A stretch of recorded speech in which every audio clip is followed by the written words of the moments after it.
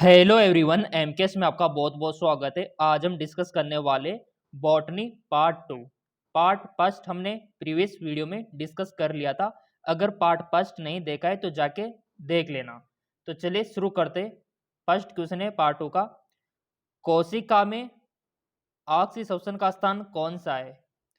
Which is the site of aerobic respiration. आपने देखो वायवीय श्वसन के बारे में पढ़ रखा है, ठीक है, और अवायवीय श्वसन के बारे में पढ़ रखा है, एरोबिक और एनोरोबिक रेस्पिरेशन के बारे में।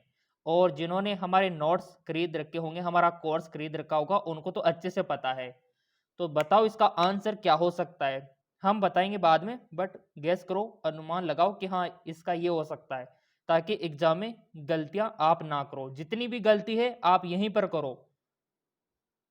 गलतियों से ही इंसान सीखता है। जितनी गलतियां करोगे आप सीखोगे। तो यहाँ पर ऑप्शन है गोल्जी का है, जिसको गोल्जी बॉडी बोलते हो, राइबोसोम, एंडोप्लाज्मिक रेटिकुलम यानी कि अंतर्पर्दीय जालिका, या फिर माइटोकॉन्ड्रिया। तो कौन सा ऑप्शन सही होगा? और ऑक्सीसब्सन और अनऑक्सीसब्सन तो मैंने अच्छे से पढ़ाया था आपको, तो प्रैक्टिस क्वेश्चन है। आई होप आपने वन ऑप्शन यहाँ पर सेलेक्ट कर लिया होगा। देखो यहाँ पर ये जो कोशिका होती है, इसमें ऑक्सीसब्सन का स्थान कौन सा है? तो सिंपल सी बात है, माइटोकॉन्ड्रिया। इसमें ये संपन्न होता है, जैसे कि आप यहाँ पर देख पा रहे होंगे।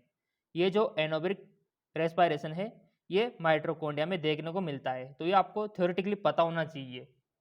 और कोशिका के अंदर जितना भी मैटर है, थोड़ा सा मैं आपको दिखाना चाहूँगा। देखिए स्टूडेंट, ये सारा डायग्राम मैंने आपको उपलब्ध करवा रखा है, हमारा जो कोर्स है वहाँ पर। तो यहाँ पर देखो, ये जो फर्स्ट सेकंड थर्ड पूरा मैंने यहाँ पर डायग्राम में एक्सप्लेन कर दिया, और इनका नाम नीचे आप देख सकते हो कि फर्स्ट में न्यूक्लियस है, न्यूक्लियाई है, राइबोसोम है, पुटिका है, खुरदरी अंतर्पर्दव्य जालिका है ना। तो ये सब इसमें लिखा हुआ है। पूरा का जितना भी मटेरियल कोशिका में होता है, पूरा मैंने डायग्राम के साथ मेंशन किया हुआ है। तो इस प्रकार डायग्राम आपको पता होना चाहिए। अब यहाँ पर आपको दिखा देते हैं वायवीय श्वसन और अवायवीय श्वसन। जिसको ये पता है ना दोनों में अंतर, उनको क्वेश्चन आ गया कोई सा भी। तो यहाँ पर वायवीय में क्या क्या होता है? ये ऑक्सीजन की उपस्थिति में होता है, ये ऑक्सीजन की अनुपस्थिति में होता है, ठीक है। ये ग्लूकोज का पूर्ण विघटन होता है, इसमें अपूर्ण होता है, ठीक है। इस प्रकार याद आपको करना होगा। और ये इनके एग्जाम्पल भी आप देख सकते हो कि जैसे जंतुओं में, पौधों में, ठीक है। और ये वाला किसमें होता है? ईस्ट में, फिताकृमि में। तो ये अगर आपको पता है तो आप क्वेश्चन को सही करके आओगे। सो चाहो तो इनको आप नोट डाउन कर सकते हो। और ये दोनों अच्छे से आपको पता होना चाहिए, क्वेश्चन बनता है यहाँ से। चलिए अगले क्वेश्चन की ओर चलते हैं। देखो, निम्नलिखित में से कौन सा विशिष्ट लक्षण फियोफाइसिस से संबंधित नहीं है? मैंने पहले ही बोल रखा है कि आपके जो एंट्रेंस एग्जाम में क्वेश्चन आएंगे वो 11th और 12th की एनसीईआरटी से आएंगे, ठीक है। और इनके पूरे नोट्स मैंने कोर्स में आपको दे रखे हैं। तो बहुत ही अच्छा क्वेश्चन है, फियोफाइसी से संबंधित नहीं है। तो यहाँ पर यू भी पूछ सकता है कि फियोफाइसी, रोडोफाइसी, ठीक है, जो 3 प्रकार है उनमें कोई सा भी यहाँ पर बन सकता है। तो क्वेश्चन ऐसे ही बनते हैं आपके। तो यहाँ पर नहीं है, इस पर थोड़ा सा ध्यान देना, क्योंकि बहुत सारे ऐसे स्टूडेंट होते हैं जो इस चीज को इग्नोर करते हैं, इस नहीं को इग्नोर करते हैं। तो ये गलती आप मत करना। तो एग्जामिनर यहाँ पर आपकी ये नॉलेज चेक करना चाहता है कि बच्चे को फियोफाइसी के बारे में कितनी नॉलेज है। अगर उनको फियोफाइसी के बारे में नॉलेज होगी तो क्वेश्चन को सही करेगा। तो यहाँ पर 4 ऑप्शन आपके सामने हाजिर है। तो फियोफाइसी के संबंध में कौन सा संबंधित नहीं है? तो 3 तो यहाँ पर सही है। और जिसको पता होगा पीओपाईसी के बारे में, और देखो हमारे जो नोट्स है वहां पर तो अच्छे से ये दिया हुआ है, पूरा आपको समझाया हुआ है। तो बताओ कौन सा इसका राइट ऑप्शन होगा। यहाँ पर देखो, कोशिका भित्ति एल्जिन के स्तर के द्वारा कवर होता है, या फिर पादप निकाय से जुड़ा होता है, या फिर पौधा भोजन को फ्लोरिडोन स्टार के रूप में संचित करता है, या फिर पौधे में फ्रंट अनुपर्णिका पत्ती की तरह फ्रंट होती है। कौन सा हो सकता है आपके ख्याल से सही? पढ़ा भी होगा 11th एनसीईआरटी में आपने। तो हमारे प्रिय विद्यार्थी को आई होप आंसर आ गया होगा, मिल गया होगा। देखिए बहुत ही आसान है, जो फियोपाइसी होता है, ठीक है, संबंधित नहीं है। तो यहाँ पर पौधा भोजन को फ्लोरिडोन स्टार्च के रूप में संचित करता है। क्या ये बात सही है? मुझे नहीं लगता कि ये होना चाहिए। तो यहाँ पर कोशिका वित्तीय एल्जिन जिलेटिनस स्तर के द्वारा कवर होती है। हाँ, ये संबंध तो ठीक है, ठीक है, ये वाला भी ठीक है, ये लास्ट वाला भी ठीक है, बट ये वाला संबंध मेरे को नहीं लग रहा। तो हमारा राइट ऑप्शन यहाँ पर 3 होना चाहिए। आप क्या बोलते हो? 3 होना चाहिए कि नहीं होना चाहिए? तो यहाँ पर देख लेते, पौधा भोजन को फ्लोरिडोन स्टार्च के रूप में संचित करता है, तो ये संबंध इससे संबंधित नहीं है। अब थोड़ा इसका एक्सप्लेनेशन देख लेते हैं। तो देखिए स्टूडेंट, मैंने तो आपको नोट्स अवेलेबल करवा रखे, फियोपाइसी सब कुछ फाइसी उसमें आपको दिया हुआ है। तो देखो ये कुछ एग्जाम्पल है फियोपाइसी के, ये भी आपको याद रखना है, और ये आपको बुक में भी देखने को मिल जाएंगे फियोपाइसी। और इनके जो सामान्य लक्षण है अच्छे से मैंने आपको नोट्स में दिखाए थे। इनको बुरे सवाल भी कहते हैं, समुद्री आवास में पाए जाते हैं, ठीक है। यहाँ पर आप देख सकते हो, इनमें जो शरीर होता है सरल होता है, ठीक है, क्लोरोफिल ए और सी के रेटिनोइड। तो ये आपको सारे लक्षण, इनके जो कैरेक्टरिस्टिक्स है, ये आपको पता होना चाहिए। क्वेश्चन यहाँ से पूछ लिया जाता है, क्योंकि एग्जामिनर आपकी यही तो नॉलेज चेक करना चाहता है कि बच्चे को ये चीज़ें पता है कि नहीं है। तो उसने क्वेश्चन को ऐसे घुमाया, आप भी समझ गए होंगे कि हाँ वाक्य में नॉलेज चेक ही करना चाहता है वो पीओपाईसी के बारे में। तो इस प्रकार आप नोट्स में देख सकते हो। हमारे जो नोट्स है, जो जिन्होंने कोर्स खरीद रखा है उनको तो पता है। इसी प्रकार आपको रोडोफाइसी के बारे में भी मालूम होना चाहिए, क्वेश्चन बन सकता है यहां से भी। ओके, तो इसका राइट ऑप्शन 3rd हो जाएगा। बढ़ते आगे क्यों, बहुत ही सिंपल है, अगर आप समझ के चलोगे ना तो हमारी तरह आपका भी सिलेक्शन हो जाएगा। जल के फोटोलाइसिस के लिए उत्तरदायी साइनोबैक्टीरिया के फोटोसिस्ट सेगमेंट में उपस्थित वर्णक का नाम बताए। थ्योरेटिकल है, पूरा का पूरा थ्योरेटिकल है, ये तो आपको पता ही होगा। अब बहुत सारे बोलेंगे सर कोर्स हमको भी खरीदना है, कैसे खरीदे? तो बहुत ही सिंपल है, व्हाट्सएप नंबर तो पता होंगे हमारे सबको, या फिर आपको MKS अकेडमी एप्लीकेशन के बारे में पता होगा, वहाँ से आप तैयारी कर सकते हो एंट्रेंस एग्जाम की। जो MKS अकेडमी ऐप है उसको डाउनलोड करके। सो यहाँ पर जैसा कि स्क्रीन पे आप देख पा रहे हमारी जो कोचिंग है, इसको आप घर बैठे भी ज्वाइन कर सकते हो। ये व्हाट्सएप नंबर है, और नीचे लिंक दे रखा है MKS अकेडमी ऐप का, वहाँ से आप डाउनलोड कीजिए MKS अकेडमी ऐप को, और वहाँ पर फ्री लाइव क्लासें भी होती है। जी हाँ, बिल्कुल सही सुना, जो हमारा MKS अकेडमी ऐप है वहाँ पर फ्री लाइव क्लासें होती है। लिंक डिस्क्रिप्शन में दे रखा है, अगर आप फ्री लाइव क्लासें लेना चाहते हो तो ले लेना। ओके, MKS अकेडमी ऐप को तो आप डाउनलोड कर ही लोगे लाइव क्लासें लेने के लिए। तो यहाँ पर सिंपल सी बात है, देखो हमने तो NCERT पढ़ रखे, हमारे नोट्स हमने खुद ने बना रखे, ठीक है। तो यहाँ पर नोट्स अगर आपने भी पढ़ रखे होंगे तो आपको भी आ गया होगा। फाइको इरिथ्रिन, ये ऑप्शन इसका राइट ऑप्शन हो जाएगा। ऑप्शन 4 चेक कर लेते, फाइको इरिथ्रिन, ठीक है। अगला क्वेश्चन, फियोपाइसी में संचित भोजन है, देख लो एक ही टॉपिक से 2-2 क्वेश्चन तो बनते यहाँ से।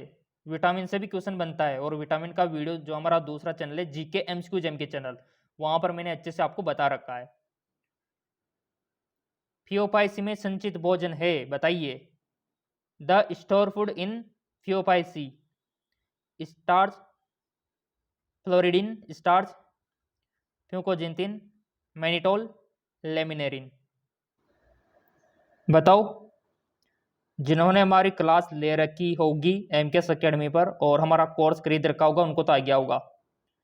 सिंपल, देखो फियोपाइसी में संचित भोजन है, तो यहाँ पर मैंने आपको अभी इसके लक्षण वहां पर दिखाए थे सामान्य, तो मैनिटोल और लेमिनेरिन, मैनिटोल और लेमिनेरिन इसका राइट ऑप्शन हो जाएगा। अगर आपने भी ये बताया तो अपने आप को 1 नंबर आप दे सकते हो। अगर आपको यकीन नहीं हो रहा तो एक्सप्लेनेशन में कर देता हूं। तो ये रहा आपका फियोपाइसी, और ये रहा इनके सामान्य लक्षण, और एग्जामिनर भी ये चाहता है कि ये लक्षण आपको पता होना चाहिए, और जिन्होंने MKS अकेडमी का कोर्स खरीद रखा होगा उनको तो पता भी है। तो यहाँ पर एक बात लिखी हुई है, ये रहा मैनिटोल और लेमिनेरिन के रूप में संचित होता है। तो यहाँ से एग्जामिनर ने क्वेश्चन बना लिया, क्वेश्चन यहाँ से भी बन सकता है, यहाँ से भी बन सकता है, तो ये आपको पता होना चाहिए, बेसिक नॉलेज। तो ऐसे होता है फिर सिलेक्शन आपका, समझ में आ गया होगा आपको। क्वेश्चन तो यहाँ से भी बन सकता है कि कौन सा विखंडन होता है, कौन सा जनन होता है, ऐसे बनता है क्वेश्चन। क्लियर? तो वो जो क्वेश्चन बनाता वो यहाँ से बनाता।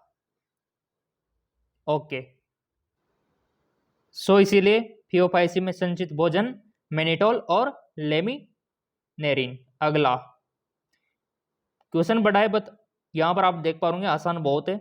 एक आदमी का एक दुर्घटना में काफी रक्त बह गया। देखो बहुत सबसे बच्चों वाला क्वेश्चन है।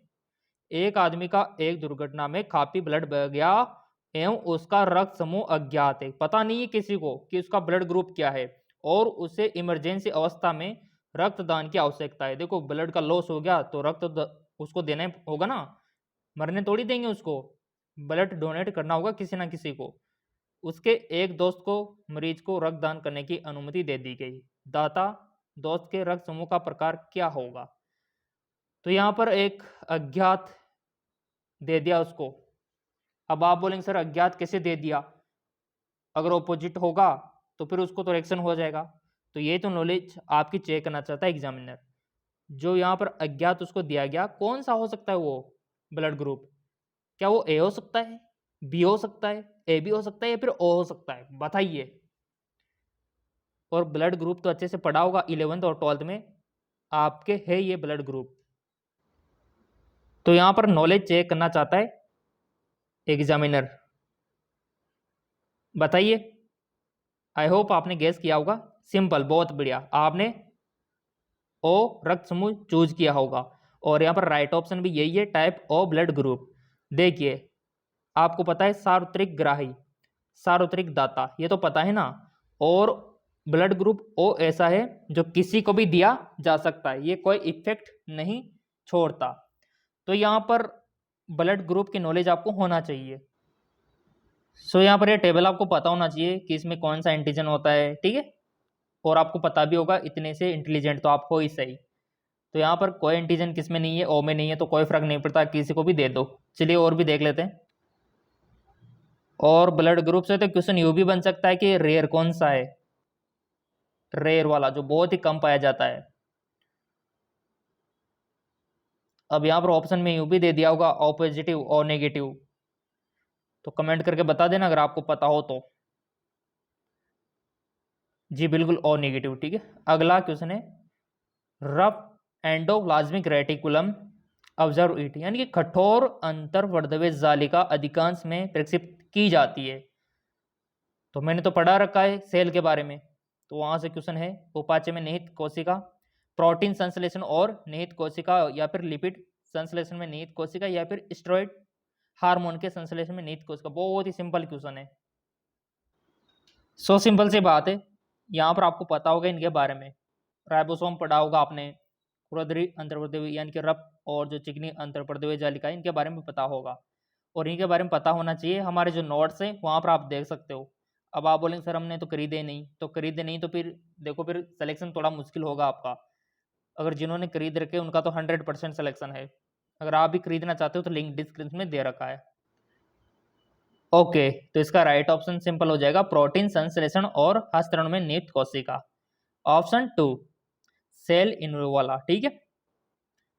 अगला क्वेश्चन निकल के आ रहा है यहाँ पर बहुत ही इंटरेस्टिंग। निम्नलिखित सूची में से गलत मेल को चुनिए।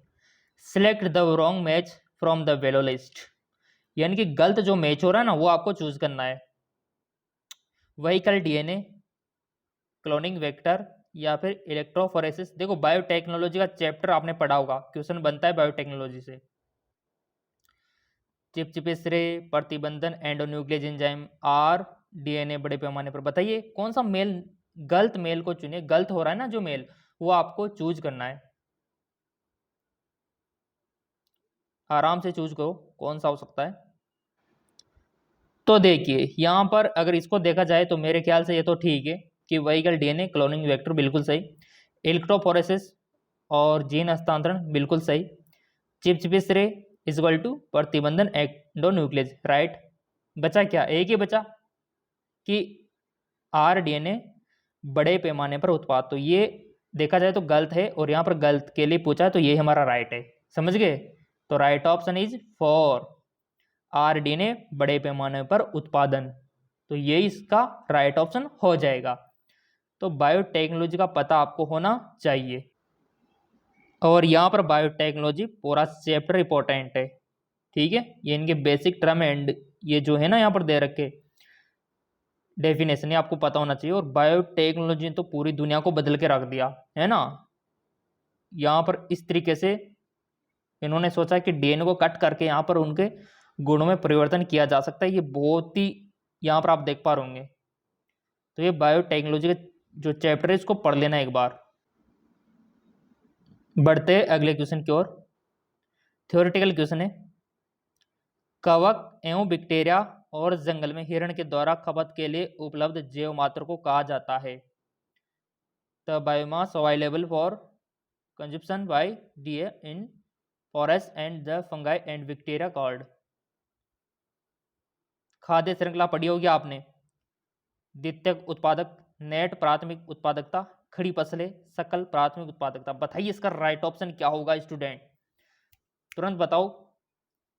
पढ़ा होगा आपने खाद्य श्रृंखला के बारे में। बिल्कुल, इसका राइट ऑप्शन हो जाएगा नेट प्राथमिक उत्पाद। ये देखिए थ्योरेटिकल क्वेश्चन है, कोई भी बच्चा कर सकता है इसको।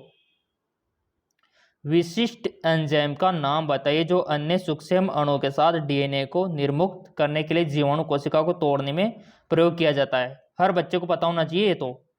Cellulose, endonuclease, lysozyme, chitinase. Name the specific enzyme. Enzyme का नाम बताना है आपको। सो यहां पर आप देख सकते हो, बिल्कुल लाइसोजाइम। ठीक है, लाइसोजाइम इसका राइट ऑप्शन हो जाएगा। अगला क्वेश्चन, प्रतिबंधन एंडोन्यूक्लियस का एक विशिष्ट उदाहरण है। प्रतिबंधन एंडोन्यूक्लियस का एक विशिष्ट उदाहरण है आणविक कैंची, आणविक पुनर्योजन, या फिर मॉलिक्यूलर ट्रांसफर, मॉलिक्यूलर हाइब्रिडेशन। बताइए राइट ऑप्शन क्या होगा इसका। सो यहाँ पर इसका राइट ऑप्शन हो जाएगा, आपने बायोटेक्नोलॉजी का चैप्टर पढ़ा होगा तो यहाँ पर मॉलिक्यूलर सीजर, आणविक कैंची का राइट ऑप्शन हो जाएगा। जैसा कि आप यहाँ पर देख पा रहे होंगे तो ये बॉटनी आपका कंप्लीट हो गया है और अब फिजिक्स और केमिस्ट्री हम डिस्कस करेंगे। चैनल सब्सक्राइब कर रखा होगा, बेल आइकन पर प्रेस कर रखा होगा तो आपको अगला वीडियो भी मिल जाएगा। और ये रही पीडीएफ की बात, ये पीडीएफ अगर आपको चाहिए तो आपको कोर्स खरीदना होगा।